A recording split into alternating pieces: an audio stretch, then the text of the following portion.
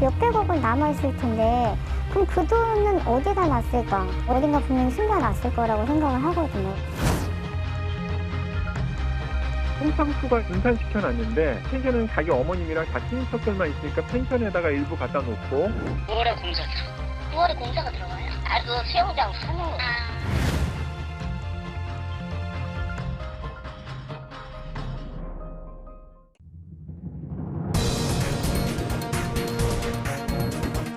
안녕하십니까. 스트레이트 김효엽입니다. 안녕하십니까. 허유루입니다. 스튜디오에 장인수 기자 나와 있습니다. 안녕하세요. 안녕하세요. 오늘 어떤 내용 취재했습니까? 네, 금융 다단계 사기꾼들이 빼돌린 수백억 원대 돈의 행방을 추적해봤는데요. 바로 피해자만 2,000명이 넘는 이숨 투자 자문 사건과 관련된 얘기입니다. 이숨 투자 자문이라면 6년 전쯤이었나요? 정은호 게이트에서 들었던 이름 같은데요. 네, 정은호 게이트라면 그 부장판사 출신 최유정 변호사가 거액의 수임료를 받은 게 문제가 되면서 드러났던 사건으로 기억합니다. 네, 그 당시에 최유정 변호사가 네이처 리퍼블릭의 정은호 대표로부터 무려 50억 원을 수임료로 받았다가 논란이 됐던 거 기억하실 겁니다. 네. 그런데 당시 최 변호사는 이숨 투자 자문이라는 곳의 대표로부터도 똑같은 액수를 수임료로 받았습니다. 본격적인 내용에 들어가기에 앞서 당시 사건을 정리해봤습니다. 2016년 4월 12일 서울구치소. 해외 원정 도박으로 수감돼 있던 정은호 네이처 리퍼블릭 대표가 최유정 변호사를 접견하고 있었습니다. 그런데 접견 도중 정 대표가 돈을 내놓으라며 욕설을 하고 최 변호사의 팔을 잡아비트는 폭행 사건이 벌어집니다. 손목을 부여잡고 계셨고 약간 망연자실한 표정 지으시면서 차에 타서 발단은 거액의 수임료였습니다. 정은호 대표는 도박 사건으로 1심에서 징역 1년을 선고받자 항소심에서 부장판사 출신인 전관 최유정 변호사를 새로 선임합니다. 수임료는 50억 원, 조건은 보석으로 정은호 대표를 빼주는 거였습니다. 하지만 보석 신청이 받아들여지지 않자 최 변호사는 정은호 대표에게 30억 원을 돌려줬습니다. 그런데 정 대표가 나머지 20억 원도 내놓으라고 요구하면서 실랑이가 벌어졌던 겁니다. 결국 최 변호사는 자신의 의뢰인인 정은호 대표를 폭행 혐의로 고소했습니다. 이런 사실이 세간에 알려지면서 검찰은 50억 원이라는 고액 수임료에 대한 수사에 착수하게 됩니다. 이른바 정은호 게이트의 시작이었습니다. 해외 원정 도박 혐의로 수감 중인 정은호 네이처 리퍼블릭 대표. 그런데 변호사와 성공보수 놓고 옥신각신하는 과정에서 현직 판사들에 대한 로비 정황이 나왔습니다. 사건이 커지고 있습니다.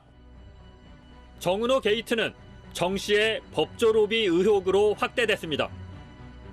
정은호 네이처 리퍼블릭 대표 로비 의혹과 관련해 이제 검사장과 부장판사 출신의 전관 변호사가 후배 검사들의 조사를 받을 처지에 놓였습니다.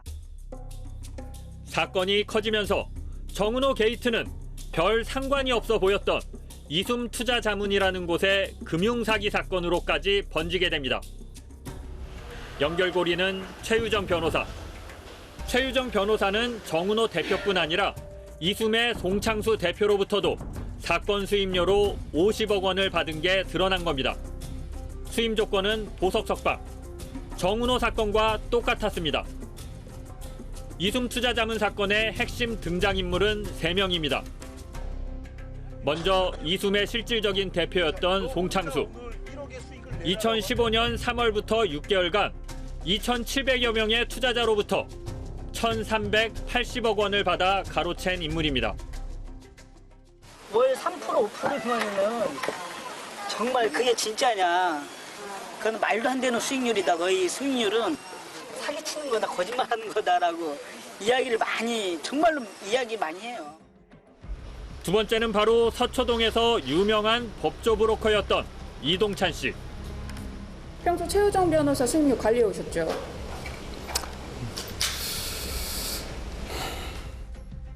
그리고 마지막은 바로 최유정 변호사. 브로커 이동찬의 소개로 최유정 변호사는 2015년 8월 송창수 대표의 변호를 맡게 됩니다. 당시 송창수 대표는 이숨 투자자문을 세우기 전에 벌인 다른 금융사기 사건으로 1심에서 징역 4년형을 받은 상태였습니다. 보석이나 집행유예로 밖으로 나갈 수 있게 해달라며 수임료로 50억 원을 줬고 최유정 변호사는 그 역할을 톡톡히 해냈습니다. 2달 뒤 열린 2심에서 송창수 대표가 정말로 집행유예를 받게 된 겁니다. 지금 변호사 일 진짜 잘 보는 거야, 그 최 부장이. 변호사 원래 집행유예 진짜 안 돼. 50억 원의 효과를 본 송창수 대표가 이후 정은호 대표에게 최유정 변호사를 소개해줬고 앞서 본 것처럼 최 변호사는 정 대표에게도 비슷한 조건으로 50억 원의 수임료를 챙긴 겁니다. 사실 이들 3명은 단순한 의뢰인, 브로커, 변호인 이상의 끈끈한 관계였습니다. 먼저 이동찬 씨와 최유정 변호사는 내연 관계로 알려졌습니다. 2016년 4월 정은호 대표가 최유정 변호사를 폭행했을 때 최 변호사 대신 경찰서에 고소장을 접수한 사람도 이동찬 씨였습니다. 그리고 송창수 대표는 이동찬, 최유정을 형과 형수로 부르며 가깝게 지냈습니다. 나가서 좀 딱 발휘해서 그냥 편하게 좀 살게. 내일도 형수가 면회 올 거고 형수는 그래 뭐 끝까지 자기가 끝장 본다 하니까 잘했어요. 형수님 책임진다고 그래. 좀만 힘들어도 마음고생하더라도 좀만 참고. 송창수 대표는 브로커 이동찬 씨를 이숨 투자자문의 이사로 영입한 뒤 검찰과 경찰 로비에 쓰라며 약 10억 원의 활동비와 벤츠 차량을 제공하기도 했습니다. 브로커 이동찬 씨는 이 돈으로 송 대표를 수사하던 서울 강남경찰서 경찰관들에게 1억 3천여만 원의 뇌물을 뿌렸습니다. 이동찬 씨가 뭐 정계나 관계나 뭐 수사기관, 경찰 이런 데 발이 넓었다고 하더라고요. 그래서 그런 인맥들을 이용해서 이제 송창수가 자신의 사업에 좀 활용을 하려고 한 것이 아닌가. 그러나 정은호 게이트에서 시작된 수사의 화살이 자신들을 향하자 이들의 관계도 결국 파국을 맞았습니다. 송창수 대표는 브로커 이동찬 씨와 최유정 변호사가 짜고 자신을 꼬드겨 50억 원을 뜯어갔다고 증언했고 이 씨는 이에 맞서 송 대표의 사기와 로비 행각을 폭로했습니다. 그 결과는 송창수 징역 17년, 이동찬 징역 11년, 최유정 징역 5년 6개월로 돌아왔습니다. 네, 정은호 게이트의 두 갈래였던 거죠. 네이처 리퍼블릭의 정은호 대표 사건과 이숨 투자자문의 송창수 대표 사건. 워낙 세상을 떠들썩하게 했던 사건이라 기억이 생생합니다. 네, 이 대표 송창수 그리고 브로커 이동찬, 변호사 최유정. 이렇게 둘도 없는 동업자였다가 수사가 시작이 되자 바로 또 등을 돌리고 이거 마치 영화 한 편 보는 것 같은데요. 네, 지금부터 전해드릴 이야기는 더 영화 같습니다. 집행유예로 기사회생하는 듯했던 송창수 대표가 징역 17년을 살게 된 건 금융사기가 추가로 드러났기 때문인데요. 이숨 투자자문 사건으로 가로챈 돈은 1,380억 원에 달합니다. 그런데 이 돈의 행방이 지금까지 밝혀지지 않고 있습니다. 야, 정말 뭐 액수가 어마어마합니다. 그렇다면 이 송 대표와 그 주변인들이 이 돈을 어딘가로 숨긴 거 아니겠습니까? 네, 이 1,380억 원이 어떻게 사라졌는지 또 이 당시 무슨 일이 벌어졌었는지부터 추적해봤습니다. 송창수 대표는 잇따라 여러 건의 금융다단계 사건을 일으킨 연쇄 사기범이었습니다. 2013년 설립한 인베스트 컴퍼니. 투자회사 취업을 미끼로 구직자 700여 명을 끌어모은 뒤 100억 원을 받아 가로챕니다. 두 번째는 2014년 설립한 리치 파트너. 1,900여 명으로부터 800억 원을 받아 챙겼습니다. 세 번째는 2015년에 설립한 이숨 투자자문회사. 이 회사에서는 2,700여 명을 모집해 6개월 만에 1,380억 원을 투자받았습니다. 수법은 비슷했습니다. 돈을 맡기면 해외 선물에 투자해 수익을 올려 매달 2.5%의 이자를 지급해주겠다고 투자자들을 꼬드겼습니다. 그래서 원금은 절대로 손해볼 일이 없다라는 얘기로 설명을 들었고, 선물 투자지만 안전하게 굴릴 수 있기 때문에 월 2.5%는 보장해준다. 하지만 투자금을 왕창 끌어모은 뒤 갑자기 회사 문을 걸어 닫고 도주하는 전형적인 금융사기였습니다. 그 자꾸 초과해서 받아봤자 회사 위험성만 커지는 상황밖에 안 되거든요. 그렇죠. 근데 아까 저기 최 기사님 말씀하셨던 것처럼 투자 유치 받는 게 정말로 뭐 이런 상황이에요 지금. 예. 그러면은 제가 계산했을 때 내년 한 1월, 2월 정도 되면은 우리가 운영할 수 있는 금액을 넘어버려요, 사실. 피해자들의 돈으로 송 씨는 호화 생활을 즐겼습니다. 보증금 10억 원에 월세 1,000만 원씩을 내며 서울 청담동의 최고급 아파트에서 살았고, 벤틀리, 마이바흐 등 수억 원대 외제차 4대를 몰고 다녔습니다. 부하 직원과 이동찬 씨 등 브로커들에게도 벤츠와 BMW를 제공했습니다. 차도 엄청 많이 샀었고, 그다음에 그 마크리스라고 하는 청담동에 있는 거기에 이제 집도 월세로 살고 있었고, 사무실도 엄청 호화롭게 차려놨었기 때문에 저게 다 우리 돈으로 샀을 텐데라는 생각도 사실 들었었고. 하지만 가장 먼저 일으킨 인베스트 컴퍼니 사기 행각이 덜미를 잡히면서 2015년 8월 1심 재판에서 징역 4년을 선고받습니다. 최유정 변호사 선임의 계기가 된 판결입니다.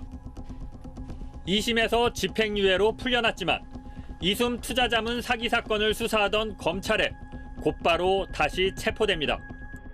구치소에 갇혀있던 송 대표의 관심사는 이숨 투자자문을 통해 끌어모은 1,380억 원을 최대한 빨리 빼돌리는 것이었습니다. 우리나라 교정당국은 수감자들의 접견을 모두 녹음합니다. 스트레이트는 송창수 대표를 면회온 이동찬 씨, 측근 권모 씨, 그리고 송 대표 여자친구 신모 씨 등이 등장하는 접견 녹음 파일을 입수했습니다. 기간은 180일, 분량은 30시간 정도였습니다.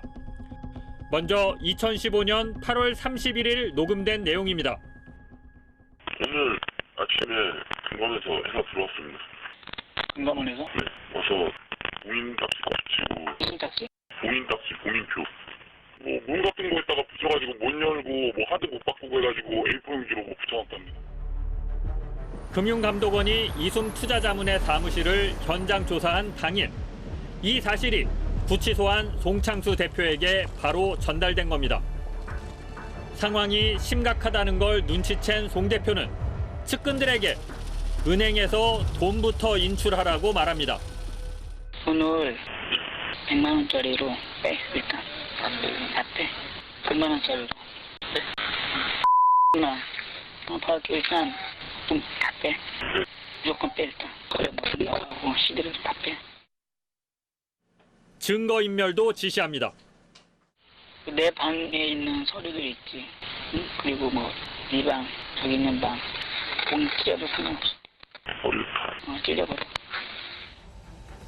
이틀 뒤 송창수 대표는 은밀하게 그 돈을 누군가에게 맡기라고 말합니다. 이 누군가가 배신할 경우에 대비해 촬영도 해놓으라고 합니다.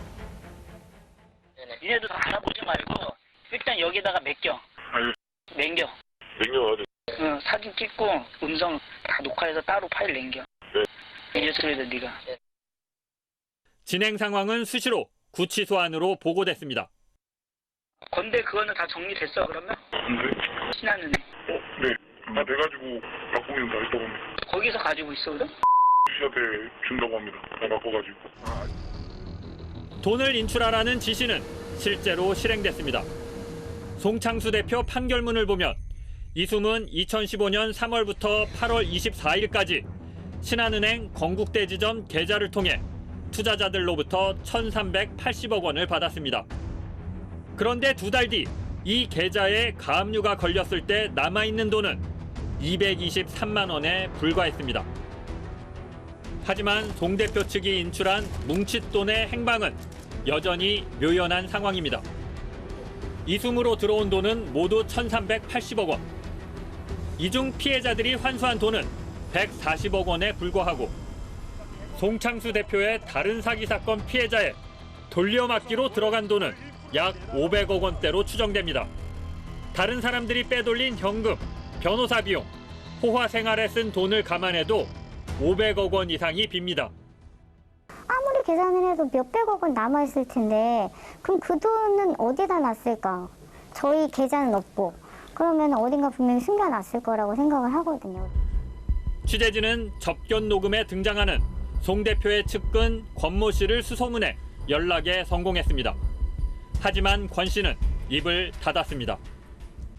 네, 저도 아는 거 없고 이거 방금 뭐 말씀하신 거 들을 때 중앙지검에서 한 몇 번 다뤄가지고 저도 뭐 다 얘기하고 뭐 아는 게 없어가지고. 송창수 씨가 이제 뭐 현찰로 다 빼라. 네네. 뭐 안 되면 수표로라도 빼라. 네네. 뭐 이런 내용들이 나오거든요. 네네. 예. 혹시 그 들었던 기억은 나세요? 그러니까 뭐 제가 따로 말씀드린 건 없을 것 같고. 그런데 이 돈의 행방을 알고 있다는 제보가 스트레이트 팀에 들어왔습니다. 교환한 수표를 가지고 이제 상품권도 사고 이제 세탁을 해서 그거를 이제 결국은 나중에 5만 원권 이제 현금으로 이제 바꾸는 그런 작업을 한 거예요. 네, 그렇게 해서 이제 나중에 그걸 둘둘 상하면 안 되니까 랩이나 이런 걸로 둘둘 말아가지고서는 이제 박스에다 넣어서 보관을 하는 그런 형태를 취한 거죠. 그 박스를 직접 보시거나 그 비닐랩으로 씌우는 걸 보시기도 하셨나요, 선생님? 그럼요. 그 막 사진 찍어서 자랑도 하고 그랬어요. 저희한테 보여주기도 하고. 송창수 대표와 한때 형제처럼 지냈던 법조 브로커 이동찬 씨의 제보였습니다. 제보자가 이동찬 씨였군요. 이동찬 씨는 이숨투자자문의 이사도 맡았고 또 송창수 대표로부터 활동비를 10억 원이나 받을 만큼 가까운 사이였으니까 뭔가 알 수도 있겠는데요. 네, 그런데 이동찬 씨는 법조 브로커였고 뇌물, 변호사법 위반으로 중형을 선고받은 사람인데 더구나 송창수 대표하고는 사이가 틀어져서 서로 죄가 크다고 폭로전까지 벌였고요. 이동찬 씨 제보 무조건 믿을 수는 없을 것 같은데요. 네, 그렇습니다. 그런데 이동찬 씨는 이미 형이 확정된 상태라서 사실 공범의 여죄가 드러난다고 해서 본인이 얻을 것도 별로 없습니다. 그렇겠네요. 이 송창수 대표의 은닉 자금이 드러난다고 해서 이미 수감돼 있는 본인의 이 형량에 영향을 주진 않으니까요. 네, 그래서 취재진은 일단 이동찬 씨의 제보가 신빙성이 있는지 따져볼 가치는 있다고 판단을 했습니다. 먼저 은닉 자금과 관련됐다는 사람들의 흔적을 바탕으로 제보를 다각도로 검증해봤습니다. 경북 포항교도소, 이동찬 씨가 수감돼 있는 곳입니다. 취재진은 이 씨와 이틀에 걸쳐 2차례 접견을 했습니다. 첫날은 일반 접견을, 이틀째는 전화 접견을 통해 돈의 행방에 대한 자세한 설명을 들을 수 있었습니다. 급하니까 이제 접견이 녹음된다는 걸 송창수도 알고 있거든요. 알고 있기 때문에 대부분 필담으로 중요한 거는 이제 메모지에다가 글씨를 써서 필담으로 주고받고 이렇게 대화를 나눴는데 그때는 워낙 이제 다급하니까 빨리 돈 다 빼라고 이제 딱 빼라고 그렇게 지시를 한 것 같더라고요, 보니까. 이 씨가 설명한 송창수의 자금 세탁 수법은 이랬습니다. 먼저 은행에서 1억 원권 수표로 수십억 원을 인출한 다음 이걸 다시 100만 원권 수표로 바꿉니다. 수표 인출은 액수가 커도 금융정보분석원에 꼭 보고하지 않아도 된다는 점을 노렸습니다. 송창수 씨가 일단은 현금을 은행에서 고액을 인출을 하게 되면 그게 FIU인가 그래서 금융정보분석원에 통보가 된대요. 그래서 일단은 수표 고액권으로 발급을 받은 다음에 이 수표를 상품권 판매점에 들고 가서 이설을 하지 않는 조건으로 5에서 10%의 수수료를 떼고 상품권을 구매합니다. 그리고 이 상품권을 다시 5에서 10%의 수수료를 떼고 현찰로 바꿨다는 겁니다. 이렇게 세탁한 현찰을 은닉한 첫 번째 장소, 이동찬 씨는 충청도의 한 펜션을 지목했습니다. 송창수가 이제 분산시켜놨는데 펜션은 자기 어머님이랑 다 친인척들만 있으니까 펜션에다가 일부 갖다 놓고 이 펜션에 현금과 수표, 금괴 등 200억 원에서 250억 원이 감춰져 있을 거라는 주장이었습니다. 문제의 펜션을 찾아가 봤습니다. 한눈에 봐도 고급스러운 분위기. 14,200여 제곱미터 부지에 32개의 객실을 갖추고 있습니다. 땅은 송 대표의 어머니와 누나 명의였습니다. 건물 역시 어머니와 누나의 남편으로 추정되는 한모 씨, 그리고 송 대표의 여자친구 신모 씨 등이 소유자로 돼 있습니다. 이 씨의 말대로 송창수 대표와 가장 가까운 가족들이 나눠서 갖고 있었습니다. 그렇다면 이곳 어디에 돈이 숨겨져 있다는 걸까? 돈을 어디 짱 박는 게 제일 좋을까라는 상의를 이제 하는 거예요. 처음에는 카페 같은데 지하에다가 넣어놓을까라고 했었고 송창수가 그러다가 나중에 어느 날 뜬금없이 형 설마 물밑에 돈이랑 금이 있다고는 사람들이 생각 못할 거 아니야? 이렇게 아이디어를 내는 거예요. 이동찬 씨가 지목한 장소는 수영장이었습니다. 펜션 한가운데 있지만 뭔가를 숨겨뒀을 거라 상상하기 어려운 최적의 장소라는 겁니다. 송 대표의 가족들이 이 펜션을 경매로 낙찰받은 때는 2013년. 이후 2015년 대규모 증축 공사를 하면서 수영장도 새로 파서 만들었다는 겁니다. 돈을 묻을 공간이 충분한지 확인하기 위해 연습 삼아 사과 상자도 깔아봤다고 말합니다. 사과 박스 하나에 10억 들어갑니다. 5만 원권으로 10억을 넣어놓고 쭉쭉 깔아서 그때 100억인가? 그때 그러니까 10박스 정도 되죠. 깔아놓고 보니까 부피가 얼마 안 되는 거예요. 뭐 충분히 가능하겠다 이렇게 서로 얘기했었죠. 취재팀은 송창수 대표의 로비 자금을 관리하던 금고지기 백모 씨로부터도 비슷한 이야기를 들을 수 있었습니다. 300억 정도 있었고 나머지 4억 정도가 이제 사라진 거예요. 그래서 거기에서 따져서 이거 쓰고 저거 쓰고 해서 한 200 썼으면 한정 아니면 500에서 800 정도 남아있다 이렇게 예측하고 있는데 자금을 은닉할 방법에 아이디어를 준 사람이 본인이라고 말합니다.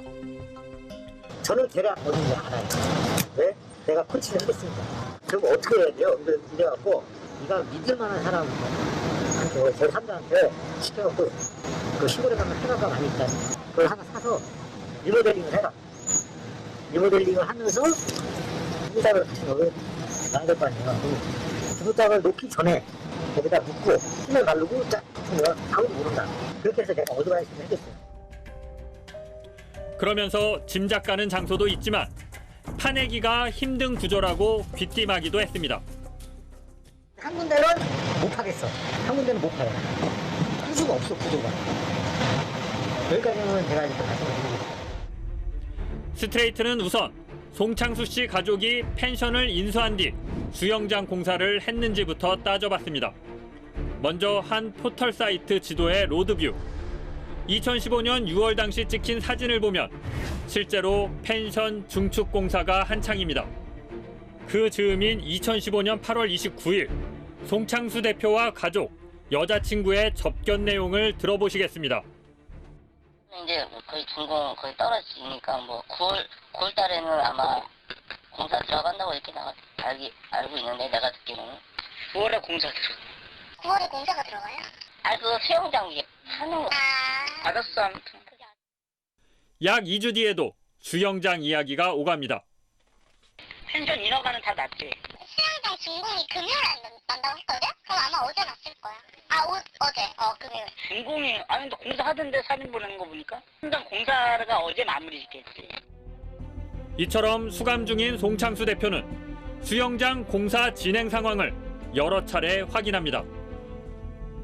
변호인이던 최유정 변호사와 송창수 대표의 접견에서도 비슷한 대화가 오갔습니다.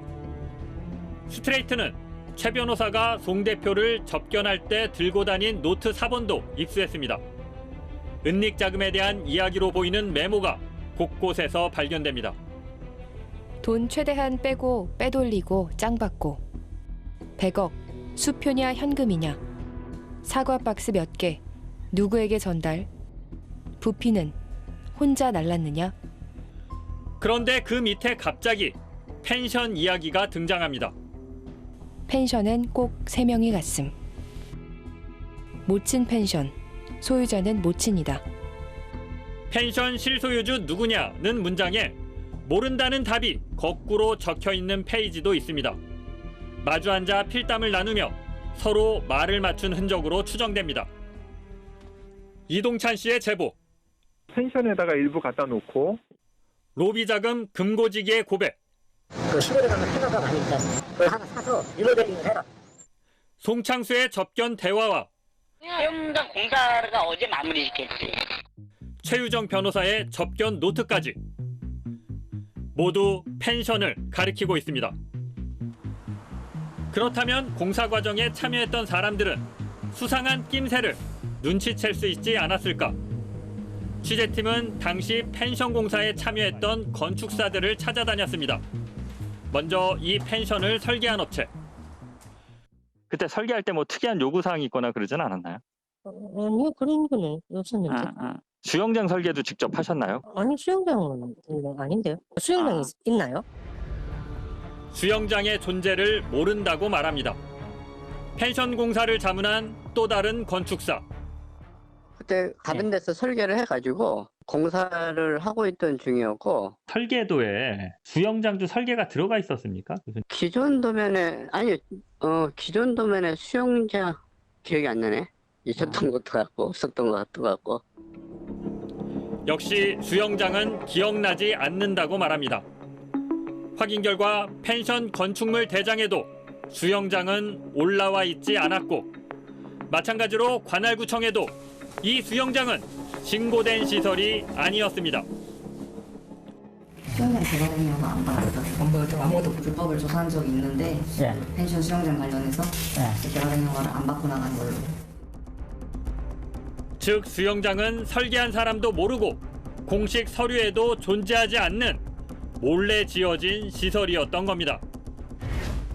취재팀이 펜션에 다녀간 걸 알게 된 송창수 대표 측은 변호사를 통해 입장을 보내왔습니다. 이동찬 씨에 대해 전과 10범이 넘는 사기꾼이라며 유죄 판결에 결정적 기여를 한 송 대표를 괴롭히려 하는 것이라고 주장했습니다. 또 스트레이트가 비용을 댄다면 수영장 바닥을 발굴하도록 허용할 생각도 있다고 말했습니다. 아니 송창수 대표 측 입장문을 보니까 수영장 바닥을 파도 좋다 그랬는데 정말로 한번 파보지 그랬습니까? 이에 대해 저희 취재진도 논의를 해봤는데요. 환수해야 할 범죄 수익과 관련된 문제이기 때문에 수사기관이 법과 원칙에 따라 공식적으로 확인하는 게 맞다는 결론을 내렸습니다. 또 6년이라는 세월이 지났기 때문에 그 사이 자금을 다른 데로 빼돌렸을 가능성도 있고요. 그 큰 돈을 어떻게 손쉽게 인출했는지도 의문이고 정말로 펜션에 200억 원이 있다 해도 여전히 막대한 금액이 오리무중인 거잖아요. 이게 결국 사기로 번 돈이니까 어떻게든 찾아내야 하는 거 아닙니까? 네, 이동찬 씨가 제보해온 은닉자금의 규모는 500억에서 600억 원 정도였는데요. 나머지 은닉자금은 어디에 있을지도 추적해봤습니다. 이동찬 씨가 지목한 두 번째 은닉 장소는 인천항 근처의 컨테이너 박스 창고입니다. 그 인천에 컨테이너 박스, 또 고가의 가방이라든지 옷이라든지 이런 걸 보관해주는 이제 컨테이너 박스가 있거든요. 거기다 보관을 해놓고 현금 200억 원을 눈에 띄지 않게 사무실 집기와 함께 컨테이너에 보관해 뒀다는 겁니다. 친할 때니까 매일 룸사롱 다니고 술 먹고 할 때니까 지 속마음도 다 얘기를 했었죠. 근데 결정적인 건 형 컨테이너 박스에다가 이 통해서 몇백억 얼마를 갖다 놨어? 지가 흘려요? 얘기를 하다 보면 그러면 알게 되는 거죠. 컨테이너 관리자로 지목된 신 씨는 송창수 대표의 여자친구, 펜션 건물 소유자로도 이름을 올리고 있습니다. 송 대표는 신 씨가 이 돈을 빼돌리지 못하도록 부하들을 시켜 감시도 했다고 합니다. 신만 알고 있으면 신이 그 돈 가지고 다른 남자 만나면 안 되잖아요. 그러니까 송창수가 걱정이 되니까 그 돈을 건네줄 때 꼭 권을 통해서 수표를 상품권으로 바꿔서 또 일부 수표도 갖다 주고 그러니까 또 권은 다 적어놓고 크로스 체크를 하게끔 하는 거죠. 마찬가지로 송 대표의 접견 녹음과 이동찬 씨의 제보를 비교해봤습니다. 하면은 컨테이너에 다 합니까? 이거 컨테이너는 아예 창고를 일단은 하는 게 안 나을까? 컨테이너에 짐을 옮겨 놓으라는 지시와 자금을 신 씨가 관리한 정황이 드러납니다. 이거 어떻게 넣어? 그냥 수표로 밝은 것대로 빼서 수표로 빼서. 그러니까 이게 아닌 거지? 이거 하지 말고 내가 찾아서 싹 다 정리해서. 이렇게? 자금 은닉 과정에 관여했는지 묻기 위해 신 씨의 집을 찾았지만 만날 수 없었습니다. 수감 중인 송창수 대표는 해명을 해도 자신에게 도움이 될 게 없다며 스트레이트 팀의 접견 요청을 거절했습니다. 천문학적인 돈을 숨기는 과정에서 송 씨 뒤통수를 치며 돈을 빼돌린 인물들도 등장합니다. 송 씨 회사 직원 2명은 사무실 금고에 보관돼 있던 수표 30억 원을 꺼내갔고 또 다른 직원은 수표 76억 원을 현금으로 세탁하면서 12억 원만 송 대표의 여자친구 신 씨에게 건넸습니다. 운전기사는 법인카드를 유용하고 송 대표 차량에 있던 골프채를 훔쳐가기도 했습니다. 내가 차에 한 5천만 원 있거든. 1,000만 원씩 넣어놓은 거하고 신분증하고 다 걔가 가지고 간 거야 그러면? 빈 가방 하나 있다고 그래. 기관한테 얘기해. 야 네가 여태까지 쓴 거는 말 안 할 테니까 갖다 놔라. 아니면 너 일 커진다 지금. 아니면 너 힘들어진다. 얘기하고. 홍콩 계좌에 부하 직원 명의로 넣어놓은 1,000만 달러와 리조트 인수를 위해 부동산 개발업자와 폭력 조직에 맡겨놓은 100억 원도 떼인 것으로 알려졌습니다. 돈은 엉뚱한 사람들이 챙기고 정작 이숨투자자문 사기 피해자 2,700여 명은 여전히 고통을 겪고 있습니다. 그때 제가 죽으려고 못에 갔는데 죽음도 마음대로 안 되더라고요. 우리 언니하고도 저는요 형제간에 다 원수됐어요. 인연 다 끊어졌어요. 나는 너무 상처가 많아서 밤에 잠도 못 자요. 피해자들은 송창수 씨 일당이 은행에서 돈을 마음대로 인출할 수 있었던 것부터가 문제라고 하소연합니다.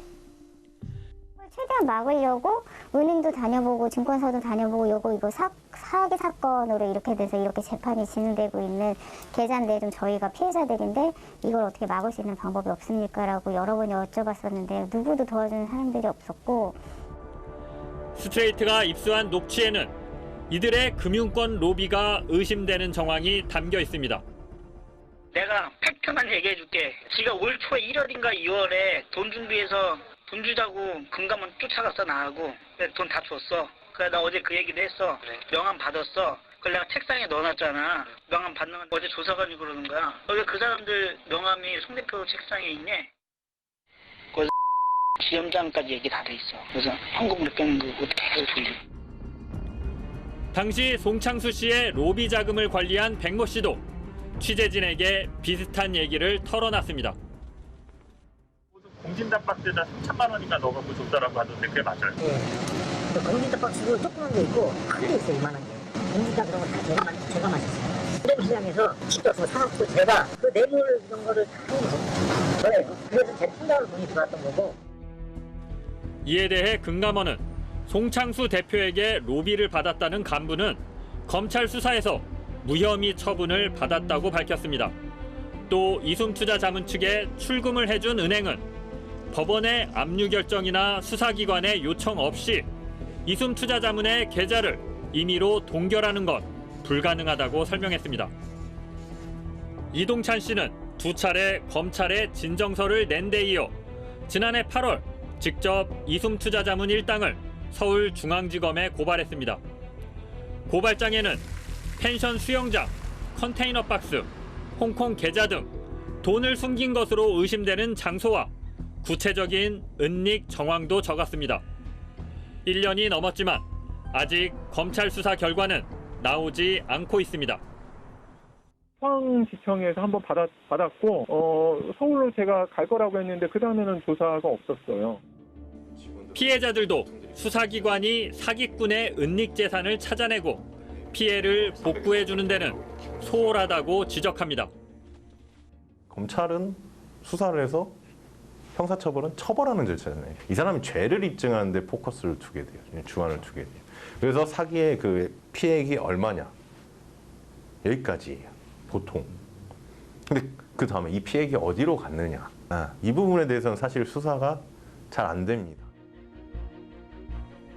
은닉자금 관련 수사가 지지부진한 것 아니냐는 스트레이트의 질문에 검찰은 법과 원칙에 따라 관련 사건에 대해 엄정하게 수사를 진행하였고 범죄 수익 환수를 위하여도 최선의 노력을 다했다는 짤막한 답변을 보내왔습니다. 송창수 씨는 스트레이트 팀에 보낸 입장문에서 은닉자금에 대한 수사가 무혐의로 종결될 것을 자신했습니다. 사기꾼에 대한 단죄는 꽁꽁 숨겨둔 범죄 수익을 모두 찾아내 마지막 1원까지 환수해야 비로소 완결되는 걸 겁니다. 늦었지만 수사를 통해 이 은닉자금이 환수될지 스트레이트도 계속 지켜보겠습니다. 끈질긴 추적 저널리즘 탐사기획 스트레이트. 저희는 다음 주에 다시 찾아뵙겠습니다. 수고하셨습니다.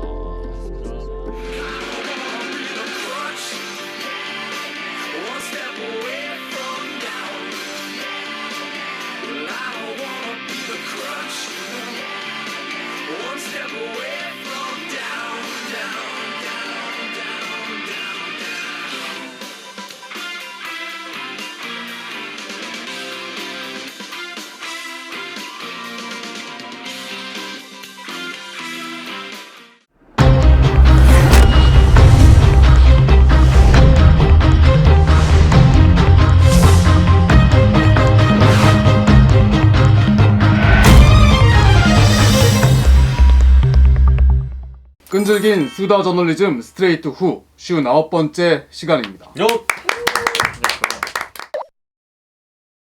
진행 맡고 있는 아나운서 허유루고요.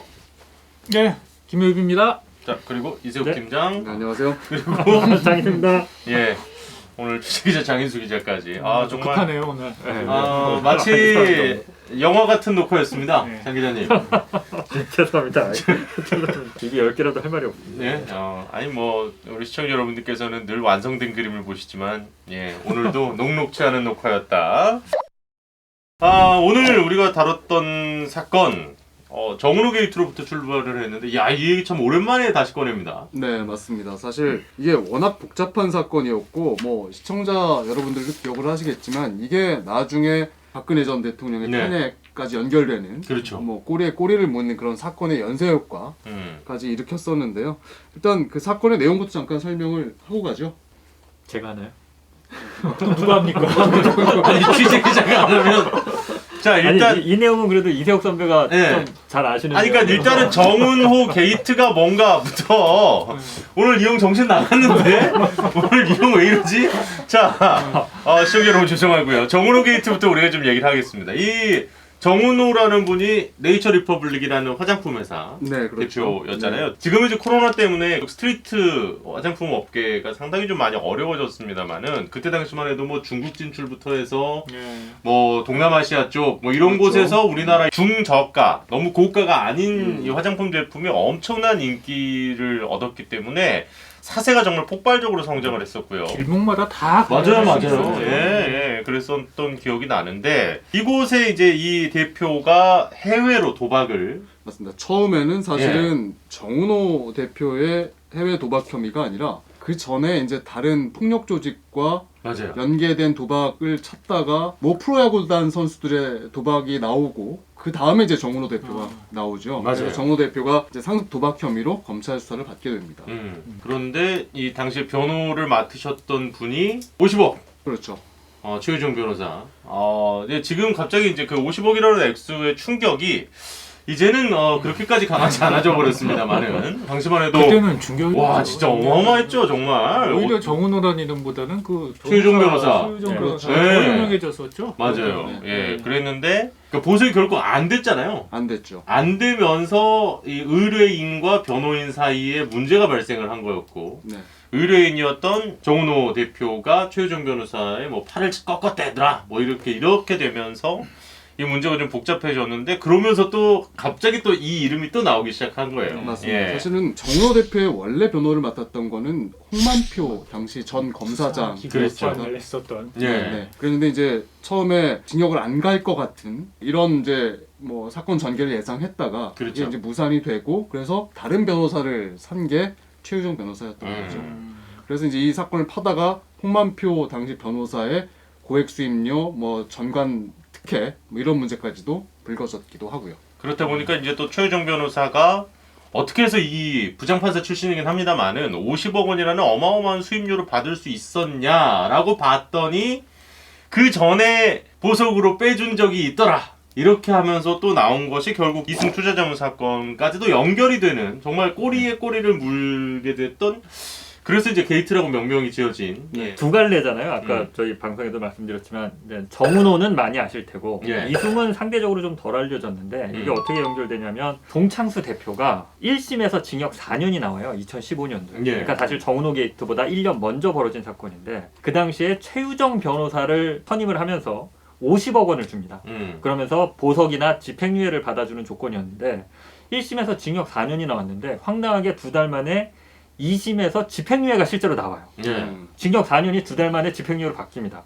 50억에 어떻게 보면 그 값어치를 한 거죠. 최 변호사가. 그런 와중에 정은호가 서울구치소로 들어옵니다. 송창수 대표가 있던. 그래서 서울구치소에서 서로 안면을 트고 송창수 대표가 정은호 대표한테 최유정 변호사를 소개해줬다고 해요. 그렇게 그 당시에 보도도 됐었고 그러면서 이제 또 50억 원의 수임료를 받고 이러면서 이 사건들을 다 같이 이제 검찰이 수사하고 이러면서 이제 불거졌던 사건이죠. 그러니까 어떻게 보면은 그 이숨 쪽과 관련해서 50억 원의 수임을 먼저 사실 최유정 변호사는 한 거였는데 정은호 게이트가 터지면서 50억 원이 문제가 되니까 그 앞서서도 똑같은 금액으로 50억 원을 받고 이걸 해줬더라가 됐다고 보시면 되겠습니다. 양쪽에서 50억을 받은 거네요. 예.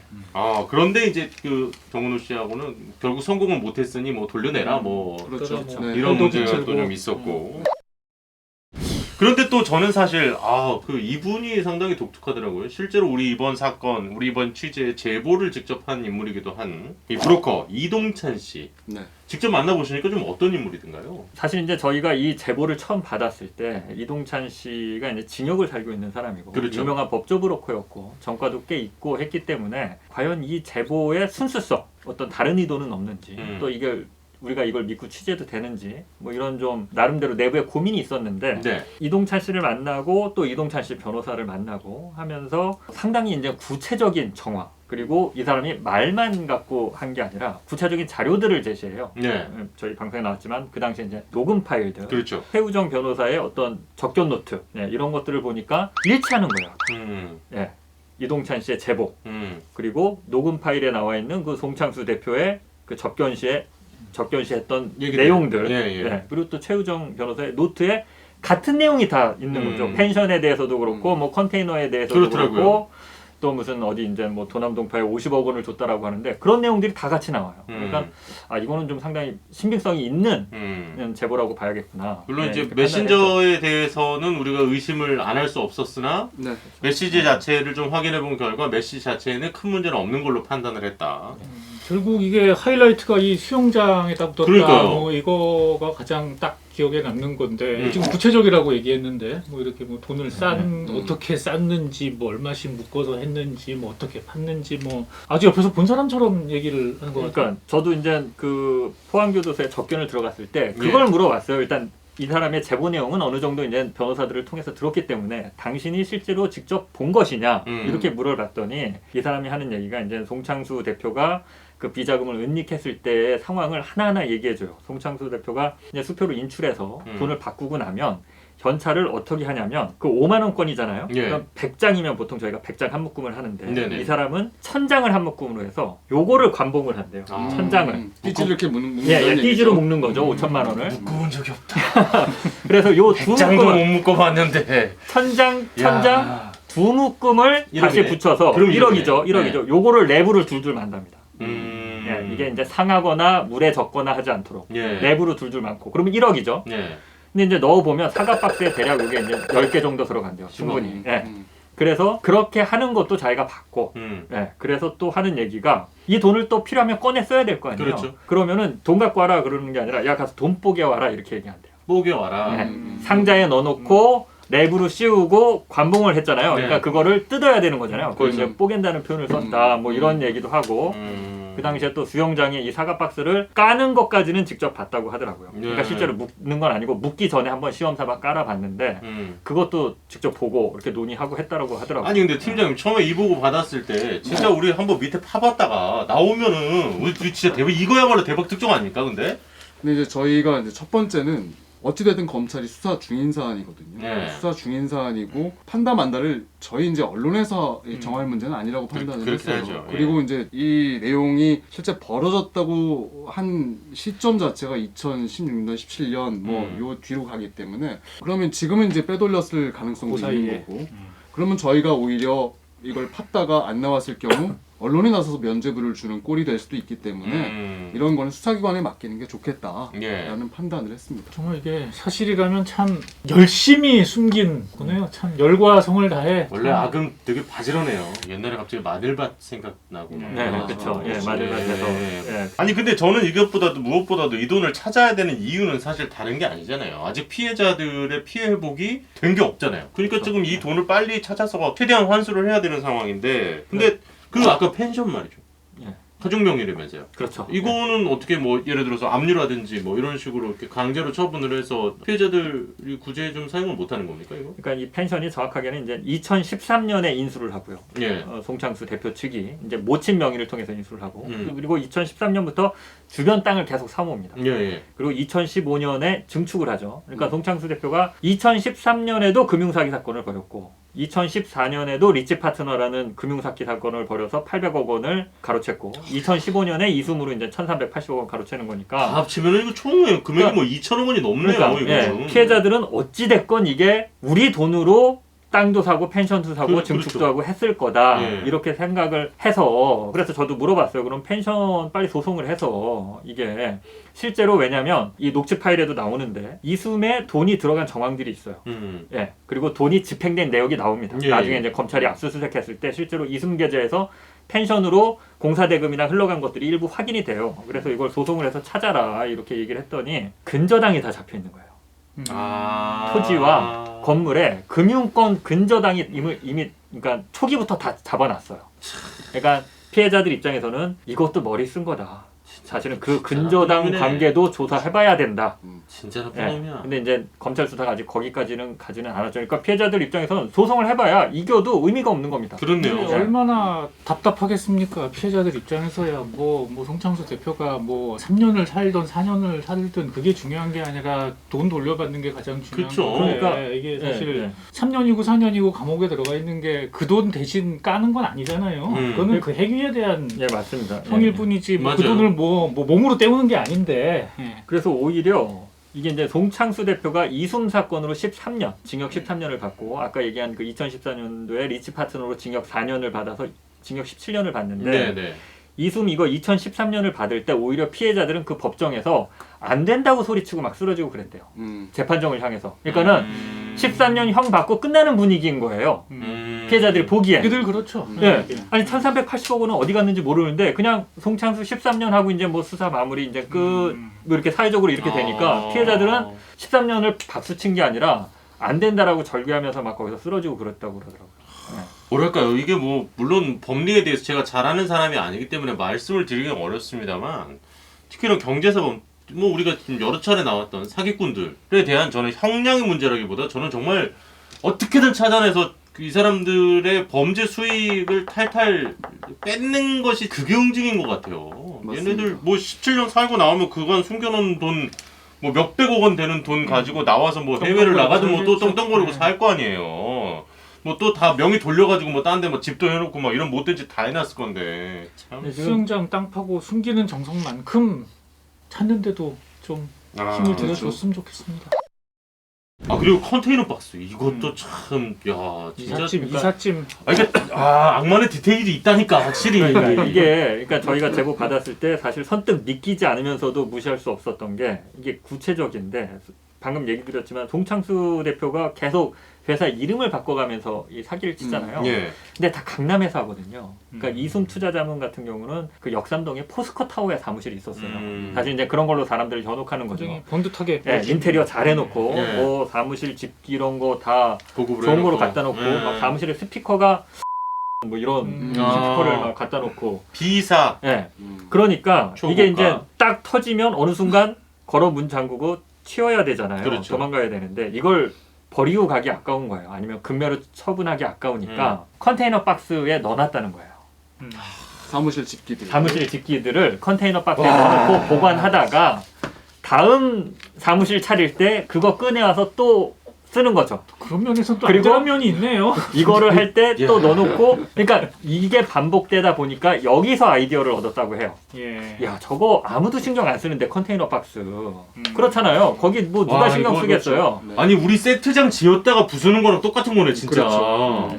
방송 녹화 세트장 만드는 거랑 완전히 똑같은 거네. 사무실은 무슨. 야. 그래서 이제 이숨 할 때는 아이디어를 내서 거기다가 같이 놓으면 어떻겠느냐. 예, 그래서 거기 이제 컨테이너 박스 얘기도 나오고 이제 창고 얘기도 나오고 하는데 안타까운 거는 그 이동찬 씨가 그래서 물어봤어요. 어떤 업체에 어떤 컨테이너인지 혹시 특정이 되느냐. 그러니까 그거는 자기도 모르겠다. 다만 이게 여자친구 신 씨를 통해서 관리하고 컨테이너 박스를 계약을 했을 거 아닙니까? 그 그렇죠. 명의를 그 신 씨의 친한 친구. 그때 이제 이숨 투자자문에 같이 드나들던 친한 친구 명의로 해서 내가 얼굴 보면 알아볼 수는 있는데 이름은 모르고 어느 컨테이너 박스인지는 모르겠다 이렇게 얘기를 해요. 아 또 이게 답답한 게 우리 2주 전 방송이었나요? 아이디에스 홀딩스. 네, 아이디에스 네. 홀딩스였죠. 이게 처음에 만약에 4년 받았어요. 근데 결국 집행유예가 된 거잖아요. 1심에서 네, 그렇죠. 2심 넘어갈 때. 검찰 입장에서는 좀 아쉬웠겠습니다만은 그때 당시에 800억 원에 대해서 환수 조치를 좀 더 강하게 했다거나 이 재범 아닙니까? 그러면서 오히려 점점점 피해 금액은 커지게 되고 커지죠. 아이디에스 홀딩스도 마찬가지였잖아요. 마찬가지였죠. 마지막에 정말 뭐 조 단위까지 뭐 나올 1조 단위의 정도로. 세금이 터졌으니까요. 그러니까 좀 이게 미디어가 이렇게 좀 제동을 못 걸었습니까? 이런 사기꾼들. 근데 이 사건 같은 경우는 특이한 게 사실은 이숨 투자 자문이라는 회사가 원래 있던 회사죠.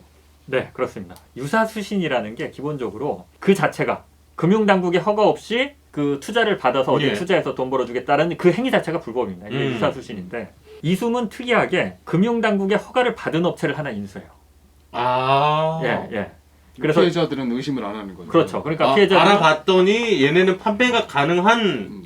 그래서 심지어 피해자 중에는 금융회사 다니는 직원도 있어요. 그래서 자기는 알아봤다는 거예요. 이거 사기 뻔한데 그리고 알아봤더니 금감원 들어가서 확인해 봤더니 등록된 회사라는 거예요. 금감원에. 그럼 여기는 안전하겠구나 하고 투자를 더 철저히 속았겠죠. 남들보다 많이 알고 더 알아봤는데 그렇게 돼 있으니까 더 철석같이 믿어. 그리고 또 사무실만 해놓은 게 아니라 그 영상에도 저희 잠깐 나오지만 그 다른 층에는 실제로 그 해외 선물에 이렇게 투자하는 트레이더들을 수십 명을 모집을 해서 방을 따로 또 굉장히 좀 인테리어 잘해서 만들어줍니다. 그러니까 작업실 같은 데네 말하자면. 그러니까 실제로 트레이더들이 사용하는 그 트레이딩 방도 있고, 그리고 이 직원들을 그냥 어중이 떠중이 이렇게 모집을 한 게 아니라 실제 금융회사에서 일했던 직원들, 실제 금융회사 직원들, 금융 영업했던 사람들, 이런 사람들을 직원으로 모았대요. 그래서 이숨 피해자들은 IDS보다 규모는 작지만 피해자들을 보면 고학력자나 나 이런 거 안 해. 그냥 이거 금융 사기야.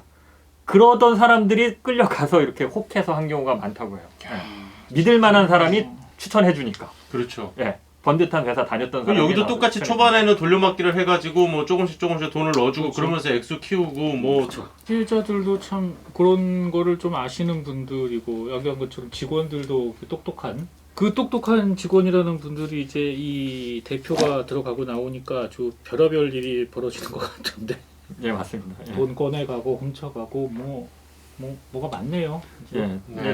도덕적 해이가 벌어지는 거죠. 송창수 대표는 1,380억 원을 은행에서 인출해서 세탁해서 그렇게 뭐 펜션이나 컨테이너 박스나 이런 의심되는 곳들이죠. 이런 데다가 막 이렇게 이제 세탁해서 넣어놓는 과정에서 직원들이 당연히 도덕적 해이가 일어날 거 아니에요. 그렇죠. 그래서 이제 그 돈의 일부를 직원들도 가져다 씁니다. 배달 사고 난다고 그러잖아요. 우리가 배달 사고가 나는 거죠. 그래서 일학 죽게 하는 거죠. 네, 근데 그게 무슨 몇 천만 원 왔다 갔다 하니. 몇 천만 원 몇 억이 아니라 몇백억이 움직이니까 부스러기 돈이 오늘 방송했지만 30억, 뭐 60억 이래요. 직원들이 대표 몰래 훔쳐간 돈이 뭐 30억, 60억 이렇습니다. 예. 근데 또 황당한 건 이 사람들이 어떻게 적발이 되냐면 송창수 대표가 구치소 안에서 그걸 다 지켜보고 있다가 자기 돈 훔쳐간 직원들을 본인이 고소하는 거예요. 아, 예.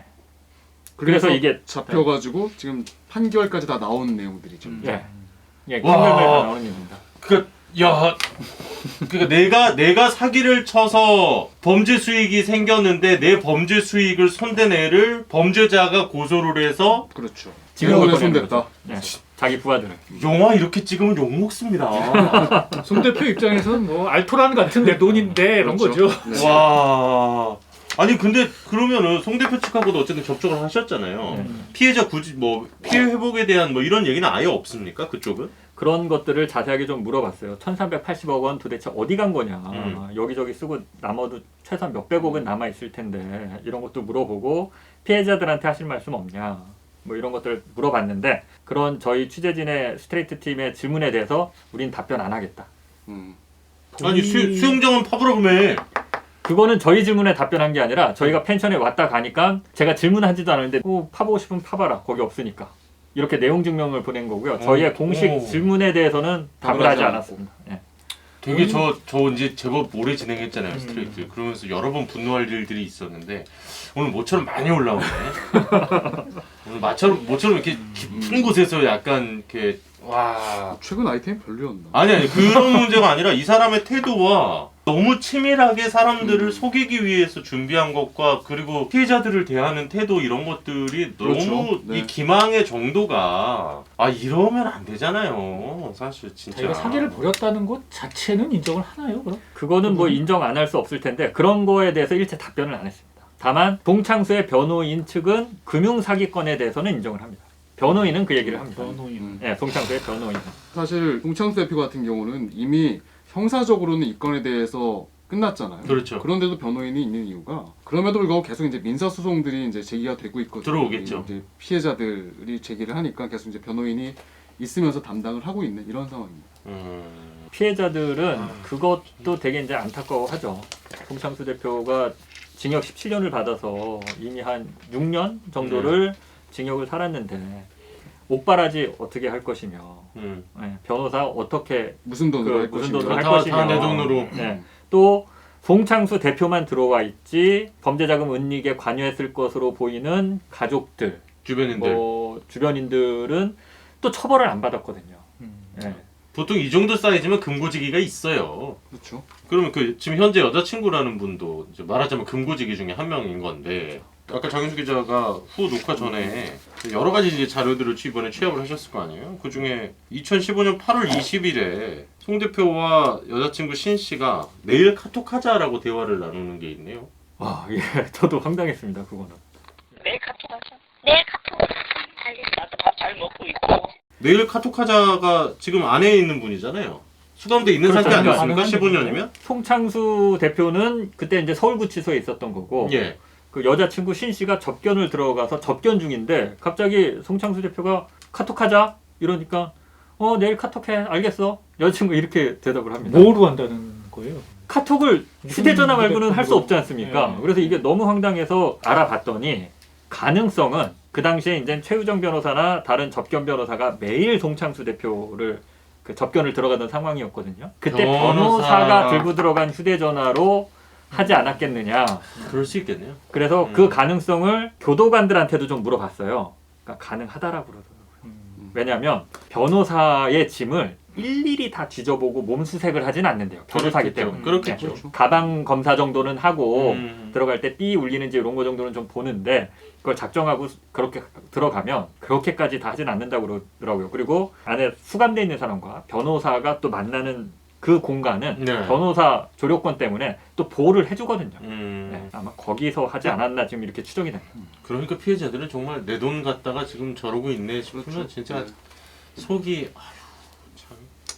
사실 그래서 이동찬 씨가 저희에게 제보하기 전에 이미 수차례 진정서도 제출을 하고 검찰에 고발도 한 내용입니다. 이 범죄 수익이 이렇게 은닉이 돼 있는 것 같으니 검찰이 나서서 좀 밝혀주십사. 근데 이게 아직 수사가 진척이 제대로 안 되고 있는 게 좀 답답한 거죠. 네. 아니 지금 뭐 이제 담당 검사님도 당연히 있을 거고 담당 검사도 있을 거고 수사관도 다 배정이 됐을 텐데 혹시 그 펜션에는 몇 번이나 가보셨는지 그리고 그 수영장과 관련된 물론 저희도 진짜 열심히 취재를 장혜수 기자가 한 내용입니다만은 수사기관에서 저희가 하는 정도만큼의 노력은 과연 이 건과 관련해서 범죄 수익을 찾는데 들이셨는지 좀 여쭙고 싶고. 제가 취재하면서 황당했던 게 그래서 이제 이 부분에 대해서 이제 검찰에 질문을 했는데 검찰의 답변이 범죄 수익 환수를 위해서 열심히 그 수사하겠다 이렇게 온 게 아니라 범죄 수익 환수를 열심히 했습니다. 이렇게 답변이 왔어요. 그러니까 완료형으로 왔어요. 얼마를 했대요, 그래서? 한 게 없습니다. 검찰이 한 게 거의 없어요. 저희가 오늘 보도한 취지도 사실 결론적으로는 저희 보도가 이렇게 범죄 수익을 환수하는 데 좀 단초로 다시 한번 작용을 했으면 좋겠다. 이런 생각을 합니다.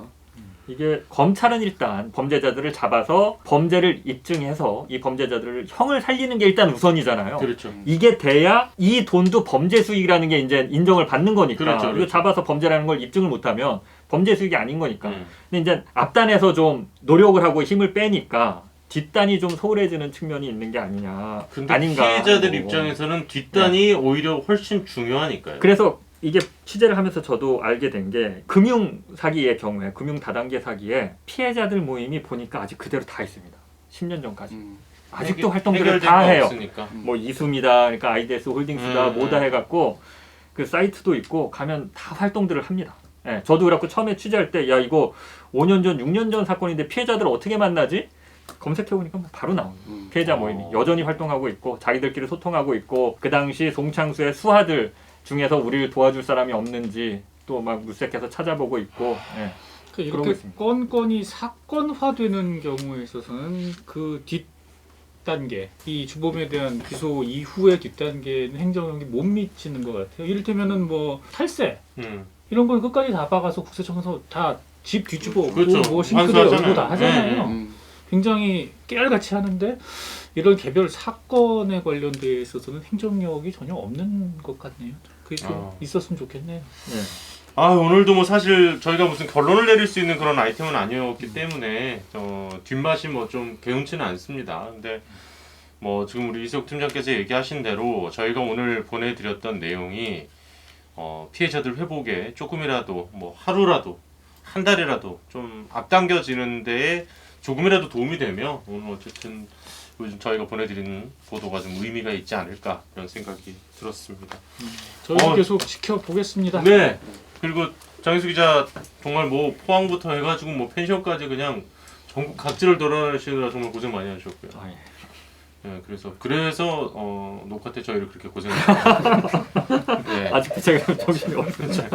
자, 장혜수 기자 클로징 해주시면 오늘 또 스트레이트 후 마무리하도록 하겠습니다. 클로징이요?